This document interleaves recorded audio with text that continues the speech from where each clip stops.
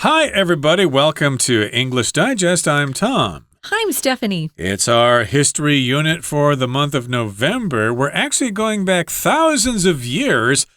In ancient China, we're talking about something called E-zhuan. Okay, this is how they disseminated or spread information all around the empire. And they were actually quite effective at it. You have to imagine before maybe 150 years ago when there were no cars and no bicycles and, no trucks or trains or anything. No telephones. Telegraph, whatever, satellites or whatever. Yeah. If you wanted to contact somebody hundreds of miles away, the only way you could do it was to walk there or ride a horse. Or if you lived by the ocean, of course, you could take a boat, but those things took a lot of time. Yeah, totally. So we're going to talk about this system that was really kind of sophisticated for long, long ago. And it started, of course, in ancient China. We're going to read through today's article, and then we'll be back to talk about it. Stay tuned. The hidden network behind ancient China's fast messages. When people talk about fast delivery or logistics, most assume these are modern inventions. However, the need to convey messages and ship goods efficiently existed in ancient China. As early as the Shang and Zhou dynasties, the governments implemented official systems to deliver orders and military information across long distances. Later, this system, known as E-zhuan, reached its peak during the Tang period and remained crucial to Chinese society for centuries. The main function of an E-zhuan was to deploy documents and personnel quickly across vast regions.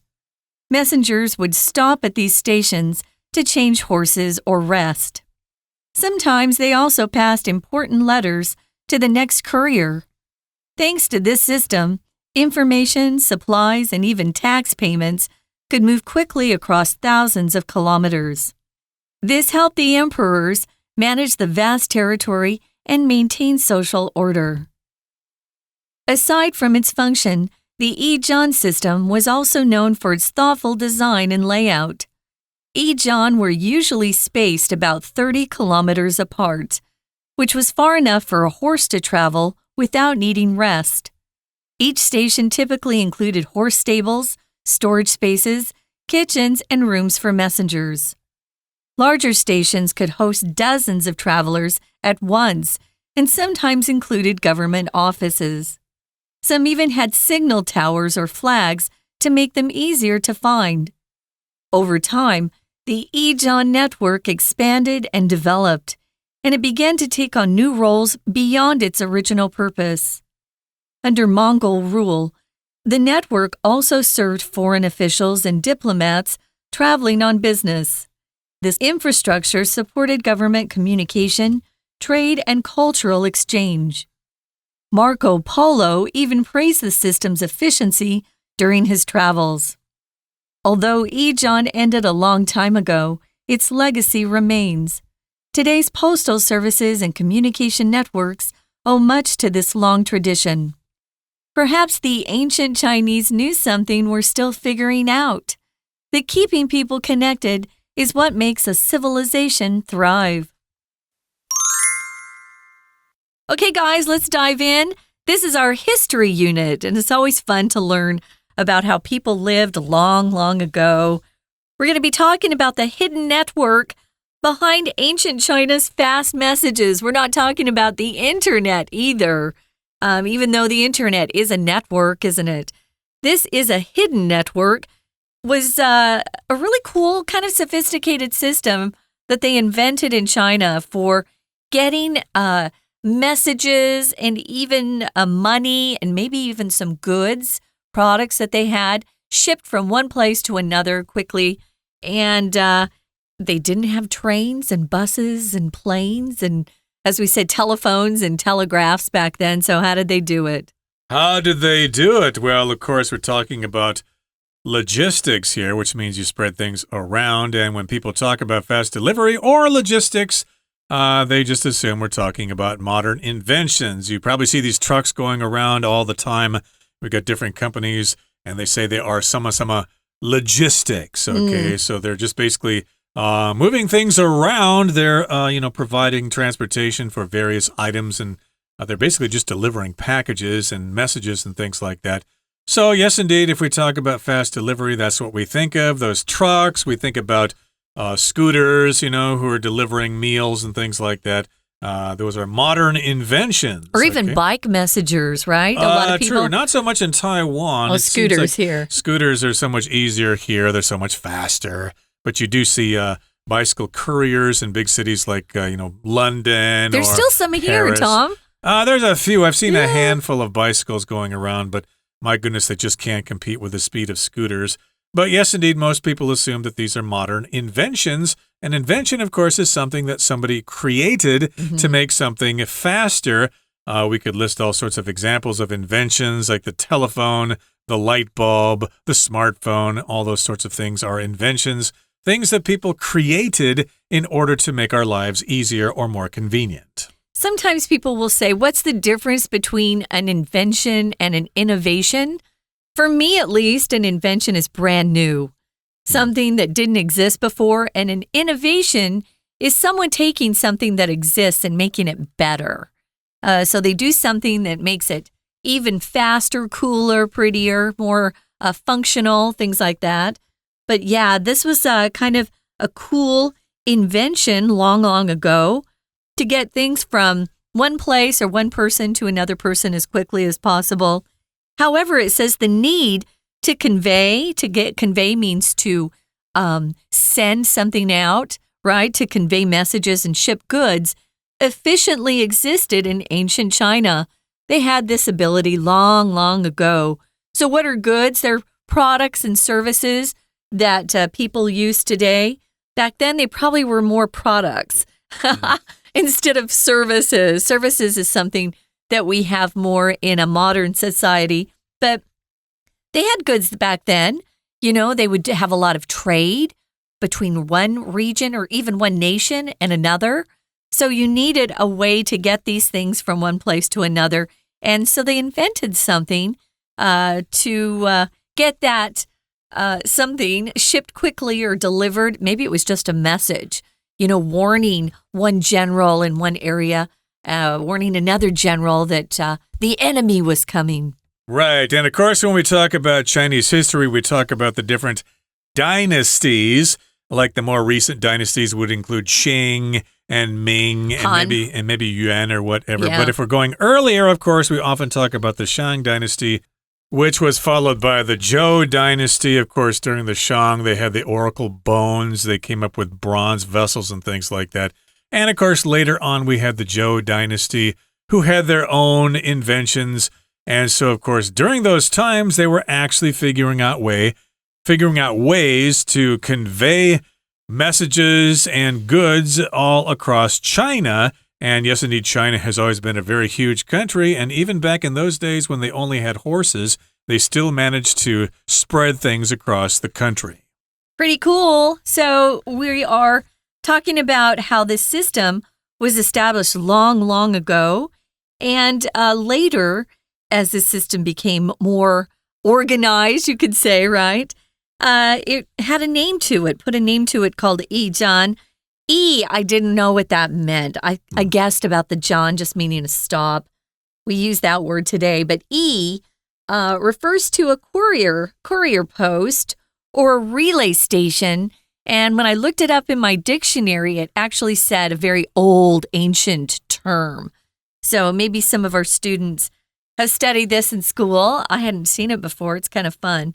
It reached its peak. Its peak is when it was most well-known, most famous, used the most during the Tang period, and it remained crucial to Chinese societies for centuries. When was the Tang dynasty? The Tang dynasty was a little later. What is it? 618 AD to 907. So, yeah, it was at its peak during the Tang Chao.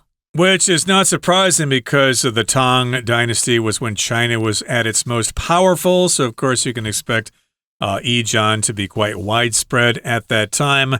Subsequent dynasties like the Song and the Ming were not as powerful as the Tang. so maybe they didn't use this as much, but they still had to figure out ways to get messages and goods all around the country. And during the Tang Dynasty, Tom, they really worked a lot on improving roads and the communication across China, so that makes sense why the E-zhuan was at its peak then. Right, so the horses could ride on actual roads and they could pull chariots or whatever, and they were able to transport people and goods and services and messages all over the empire.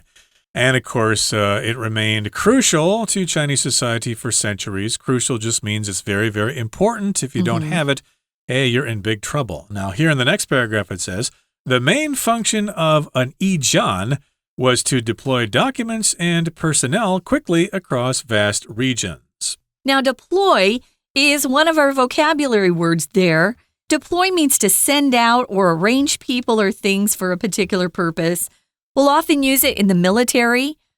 Maybe a soldier and his troops, they were deployed to a particular area of the world. Or you can use it to mean you're arranging something. So you could say the leader deployed messengers across the kingdom. So they were deploying the E-zhuan. They were using it to send out documents and personnel. Personnel is people who are hired for a particular reason. If you work at a company, you could say, how many personnel does your company employ? How many have they hired? How many are currently in the headquarters that you work in? What's the personnel like there? Don't put an S on personnel. It's just a non-count noun, the personnel at a particular company. But here again, if you deploy, you send out, and they were sending out documents.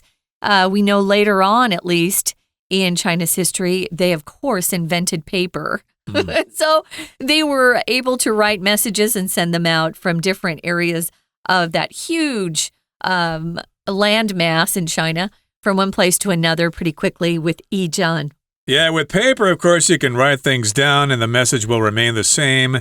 But, of course, if you're in places that didn't have writing systems, you'd have to rely on people's memory, and it can get distorted and things like that. So this was quite advanced for its time here, and they could send these things across huge regions, and the message would be received by people maybe within a couple of weeks or something like that. Yeah. And messengers would stop at these stations to change horses, or they would rest there. Okay, so a messenger, of course, is somebody who is conveying a message. They're carrying a message from one place to another.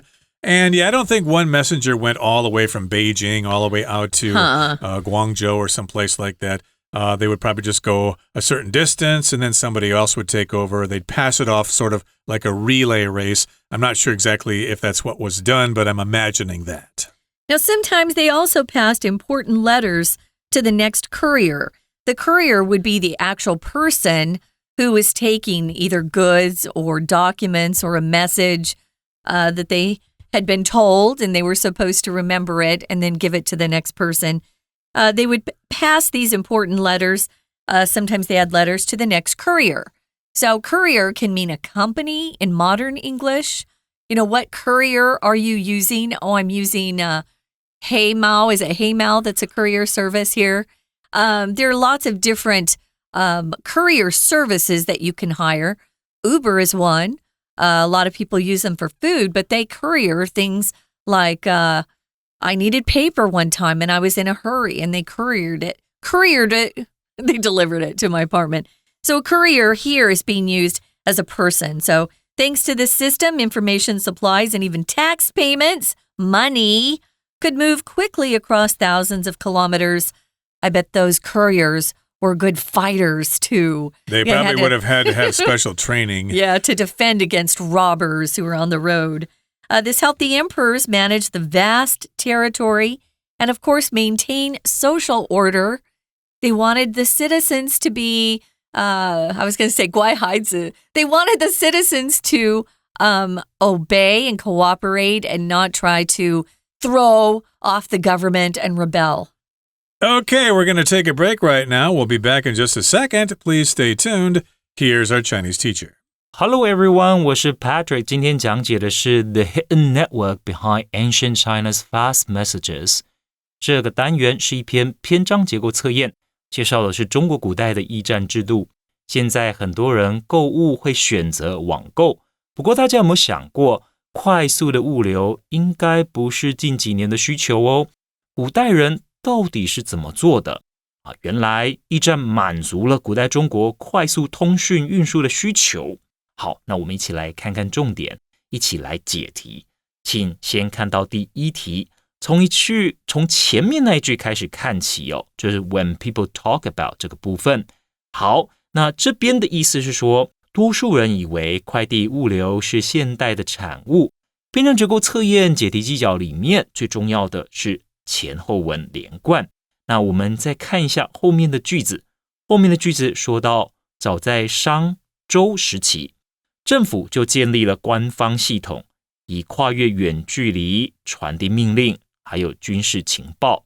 我们可以看到第一句和第三句是很大的反差，历史事实和一般民众的认知有很大的差异，因此第一题空格的句子应该是一个重要的转折。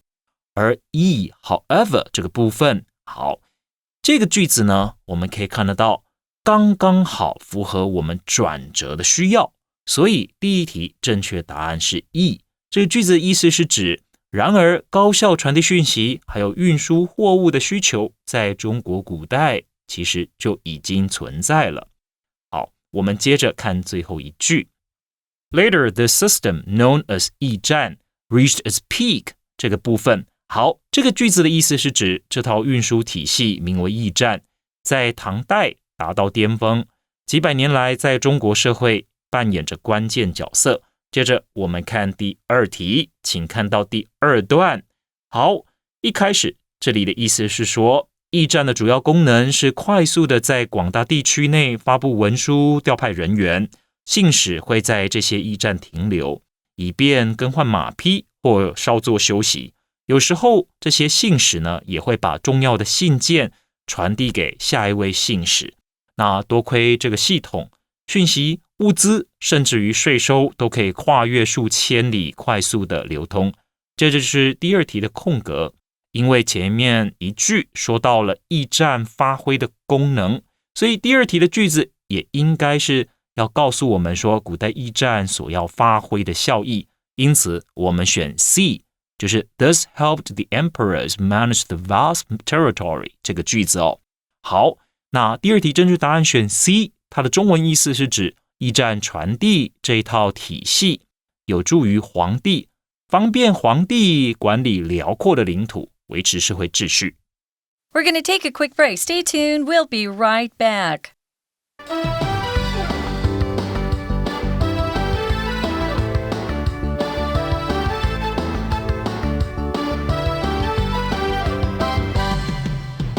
Okay, welcome back, everybody. Let's continue talking about E-zhuan.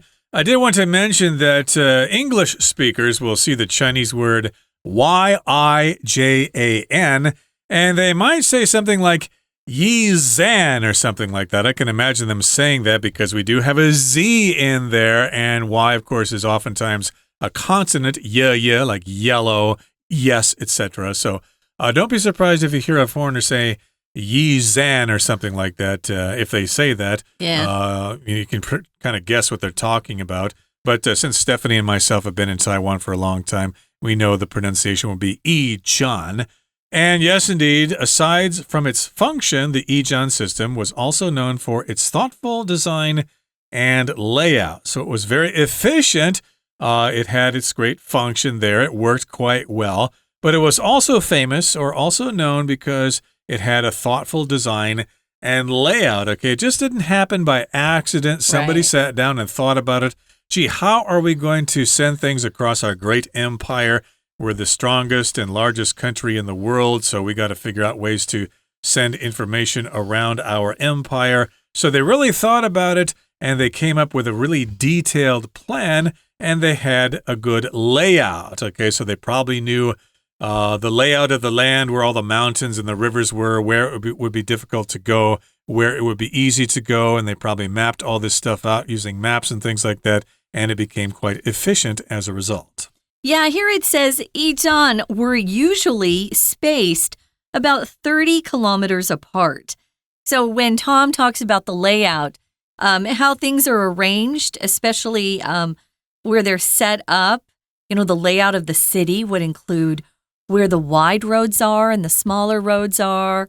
Maybe you have a bridge. The layout is really important.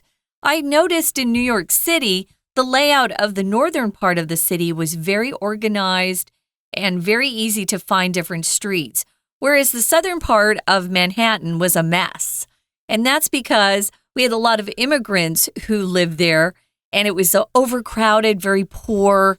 It was a mess for many, many decades because there wasn't enough money down there to really improve the layout.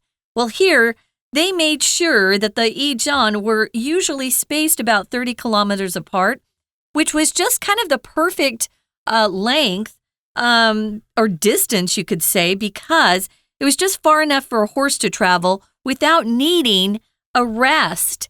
And then they could, the couriers could rest. Like Tom said, that probably wasn't the same guy who went the full distance. It would probably be somebody going to one E-zhuan and then sleeping and giving his documents or his goods to the next guy who would then take off from there. And they probably had a sorting station there where the messages would come into a central location, and then they would organize them, and they would figure out where it was supposed to go from then. Is this going to go north? Is this going to go west or whatever? So it was quite efficient.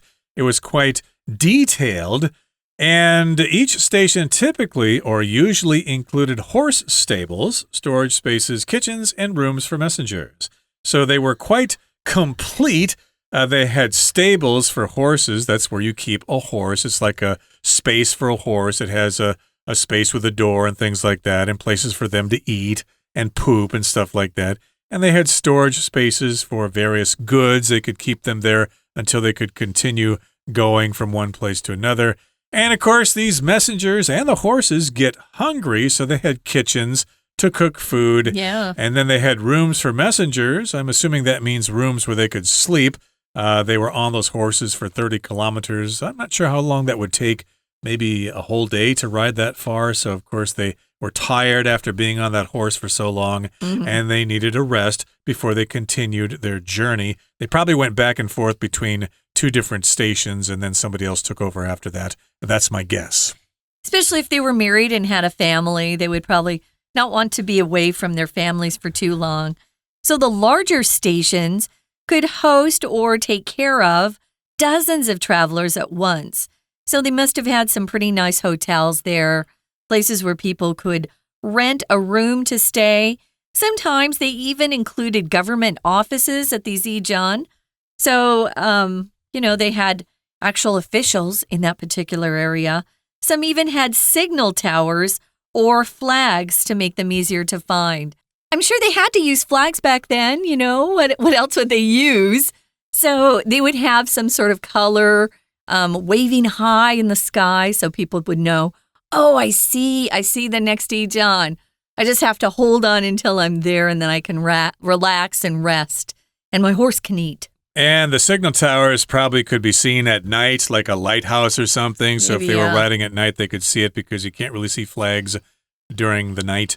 And over time, the E-zhuan network expanded and developed, and it began to take on new roles beyond its original purpose. So like a lot of networks or inventions, of course, over time, people think, well, this is nice, it's working well, but we could actually improve it by doing this or that. And so it changes over time. And of course, it expanded, it covered more areas, and of course, it got better and better. And therefore, it was able to do more than just what it was originally planned for, sending messages and a few kinds of goods. It could do more than that later on. Now, it says here under Mongol rule, the network also served foreign officials and diplomats traveling on business. And I was just curious. I wanted to look up and see when Mongol rule was. I'm sure our listeners know. It was actually when the Mongols controlled much of Asia, and that was back in 1271 AD to 1368 AD. They had a lot of power back then, and that's when the postal system grew even stronger. So they used the network they had established with the E-zhuan and the different stations to serve foreign officials. So maybe someone from England came over and they wanted to impress them. So they would build some nicer hotels and places for those diplomats and foreign officials to stay while they were traveling on business. A diplomat is someone who represents your country, and it could be in different things. Maybe they're representing your country in terms of trade or economic things. Maybe it's an ambassador. Maybe it's just a simple representative. But these diplomats could then stay at the E-zhuan. The ambassador, of course, is the highest diplomat.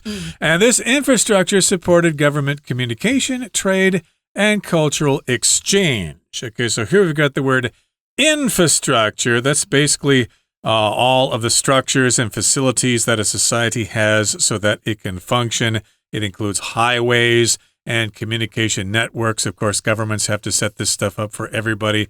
So yes, indeed, this was a kind of infrastructure, this system of delivering diplomats and messages and products and things like that.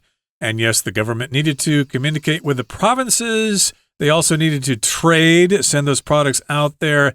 And of course, they had cultural exchanges. Of course, you had different people in different parts of the country, different minority groups or whatever. They had to get together from time to time and have meetings or whatever. So it was quite efficient. And Marco Polo, that Italian guy, he even praised the system's efficiency during his travels. Okay, so Marco Polo, of course, went to China and saw noodles there and brought them back to Italy and made pasta with that invention. But he also saw the effectiveness of this system. He probably went back to Italy and Europe and said, hey, the Chinese are doing this. We can try that too. He actually wrote a book and described the Chinese postal system in it. So he really was very impressed, you could say, with what he had seen in China during his travels. So although E-zhuan ended a long time ago, its legacy remains. What's a legacy? It's something that is left behind or remembered from the past. Maybe your parents have left behind a great legacy. My parents left behind, their legacy is their kids, right? So we're hoping to make our parents proud even today as we live our own lives. It's your heritage, things that someone remembers about you. So the legacy remains. People still talk about it. Hey, we're even talking about it today, and it's 2025. So it was pretty impressive. Even today, we think it's worth discussing. Right. When they started to build railroads and highways and things like that, they no longer needed this system. And today's postal services and communication networks owe much to this long tradition. So we've got postal services, you know, the post office. You go down there and mail a letter. You put a stamp on the letter and they mail it for you. And perhaps the ancient Chinese knew something we're still figuring out, that keeping people connected is what makes a civilization thrive. So I guess what this sentence is saying is that we're still learning from the knowledge and the wisdom of ancient Chinese people, and we're still trying to improve on our communication networks, and we want to keep people connected. And if you keep people connected, a civilization can thrive. A civilization, of course, is when people get together and share language and services and information and stuff like that. Culture, yeah. Culture, you bet. Art or whatever, music. And to thrive just means to continue forward, to prosper, and to do well. Okay, and that's what we hope all of you do. We hope you thrive in the future. Okay, let's end our lesson now by listening to our Chinese teacher one more time. 再接着我们看第三题，请看第三段。除了以上介绍的功能，驿站系统还因为驿站非常周到的设计还有布局而闻名全世界嘛。那驿站呢，通常间隔大概30公里左右，这样子的距离对马来说，其实他们是可以一次就跑完，中间是不需要休息的。而后一句说到比较大的驿站可以同时接待数十名的旅客，有时候呢还有政府的办公室。我们从前后文就会发现，这边是在介绍驿站的环境、硬体设施，所以 D each station typically 这个句子应该就是正确答案。好，这个句子的意思是指每个驿站通常包括马厩，还有储藏空间、厨房，还有呢信使他们的房间。好，最后我们看到第4题，请同学看到第4段，我们发现第4题的空格是这个段落的第1句。那我们在英文的文章里面，通常不代表全部哦，不过很多文章他们段落的开头第1个句子其实就是段落的主题句。那因此我们要找的可能是一个长得很像主题句的。那要知道是不是主题句，对后面的句子要有一些掌握。那我们往后看，看到后面的句子到底是什么意思。后面讲到在蒙古统治之下，驿站制度也服务呢出差的外国官员、外交人员。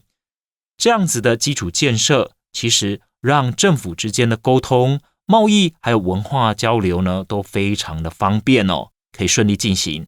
那马可波罗大家应该都知道嘛，他在旅途当中呢也觉得驿站这样子的系统呢是非常有效率的。从后面这些句子来看，我们知道驿站服务的对象、发挥的功能已经不只是刚开始的设定了，服务的对象呢更加的广泛，而且呢功能也进一步的提升扩充，所以应该选 A 当作主题句，也就是 Over time, the 驿站 network expanded and developed, and it began to take on new roles beyond its original purpose. 是什么意思啊？好，也就是随着时间的推移，驿站制度持续的扩大还有发展，而且呢也开始承担出比原始用途当时原始用途大家所没有料想到的这些新的功能。好，后面这2、3个句子，那都是在进一步说明主题句的细节，所以我们再一次的确认第4题的正确答案的确是 A。 好，以上就是我们针对这篇篇章结构所做的中文解题。 See you next time. That's it for our lesson for today. Thank you for listening to our program.And you can check out some other information on our extra content on YouTube and Facebook. And we look forward to seeing you again next time. From all of us here at English Digest, I'm Tom. I'm Stephanie. Goodbye. Bye.